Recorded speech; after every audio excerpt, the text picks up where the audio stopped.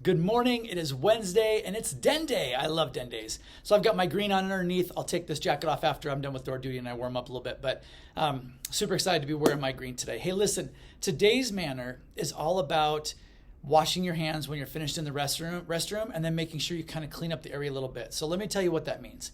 First off, when you wash your hands, you need to make sure that you get 2 pumps of soap. Should be plenty. For some of you guys that are younger in kindergarten and first grade, 1 pump of soap would be good. I use 2 and my hands are much larger than yours. And I take my 2 pumps of soap, I get the bubbles all over my hands, then I get my fingers like this and I move it through my fingers. And then what I do is I take my fingertips and I have some bubbles on my palm and I rub my fingertips in my palm on both sides to try to get soap underneath my fingernails to kill any germs that might be under my fingernails. So I brush that in my hand for just a second. I do this one. I go back to doing it this way between my fingers, my whole hand.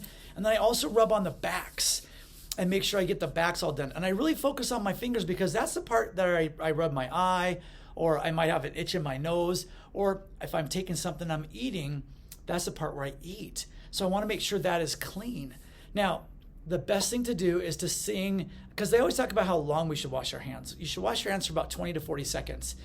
It's about how long it would take you to sing the ABC song, or how long it would take you to sing Happy Birthday at least once, and you can do it up to twice. Would be plenty long for you to be washing your hands.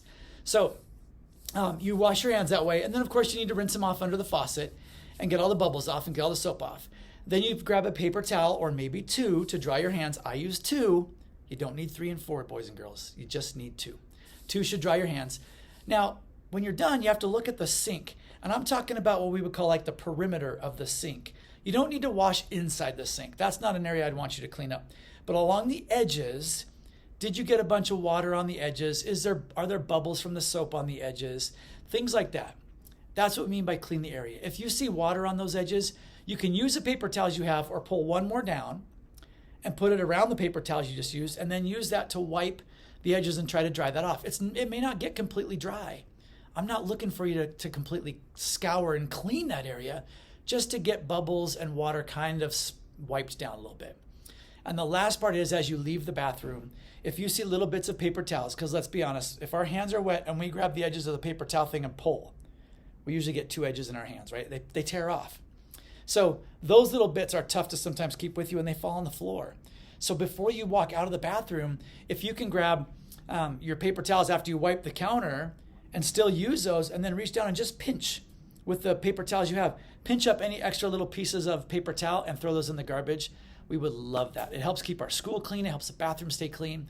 And that way, when you walk in the next time, or somebody else walks in after you, they walk in and feel like the place is clean, and they can then wash their hands and be clean before they leave. So take care of our school. Take care of those germs on your hands. Wash them after you use the restroom. And make sure you do it for at least 20 seconds, which would be singing the ABC song or a happy birthday. All right? Have an awesome Wednesday. Happy Den Day. I'll see you soon.